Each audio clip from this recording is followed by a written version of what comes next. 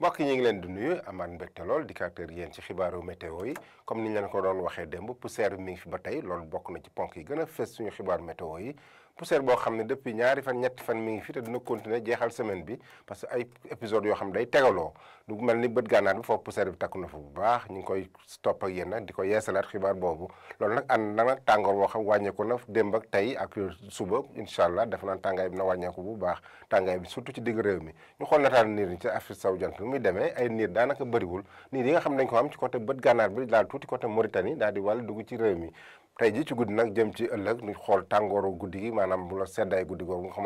commencé dem nu muy demee seddaay bi daanaka ñëwaat na tuuti ñëwaat na diggante Fatick ak Ndar ak ba côté Podor foofu mu am fa ñaar fukki degré mais guddi gi fu mel ni Dakar du sedd bu baax ndax ñaar fukki degré ñaar lay am mais nag Mbuur ak Kaolack ñoo koy gën a tàng parce que Mbuur ak Kaolack na am ñaar fukki degré juróom ñaar fukki degré ñaar fukki degré ñett ñu am ko ci gox goxaan yu bari ci côté Casamance bi bu ñu demee ba ci penk bi tam ñaar fukki degré ñaar la ñu am fële ca Kédougou Tambacounda naka noonu bu ñu demee ba Matam nag Matam na am ñaar fukki degré benn mais Bakel moo koy gën a tàng tuuti ci guddi gi ndax na am ñaar fukki degré ñeent foofu daanaka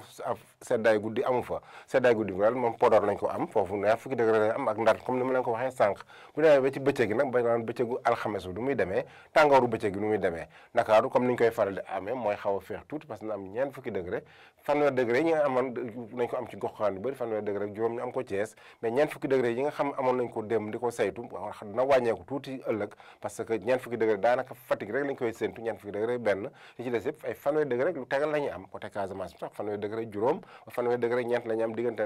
Ziguinchor ba Kolda fanweer degré juróom ñaar ñu am ko fële ca Kaffrine fanweer degré juróom ñett ñu am ko Kaolack bu ñu demee ba ci bët gànnaar bi foofu fanweer degré ñeent la ñu am Podor bu ñu demee ba ci penk bi nag fanweer degré juróom benn la ñu am diggante Matam ak Bakel ci côté Tambacounda nañu am fanweer degré juróom ñett Tambacounda benn degré daal di ci yokk maanaam fanweer degré juróom ñeent ñu am ko fële ca Kédougou ak asamaan soo xam pareen saay mu leer pareen saay sam niir yi xaw a takku lool donc mbokk yi bu ñu ko tënkee tàngooru guddi bi nga xam amoon nañ ko na commencé di wàññeeku tuuti bëccëg gi tamit tàngoor yi wàññeeku na par rapport ak la ñu saytu woon démb parce que ñeent fukki degré daanaka Fatick rek lañ ko am li ci des yëpp fanweer degré juróom-ñett ak fanweer degré juróom-ñeent la ñuy am ci digg réew mi fu mel ni bët gànnaar bi fanweer degré ñeent la ñuy am donc mbokk yi loolu la ñu indiloon tey mais bu leen fàtte dem suñu plateforme yi pour ay information yoo xam gën nañ koo yeesal dañ leen jox dig daje ba suba ak jàmm wasalaam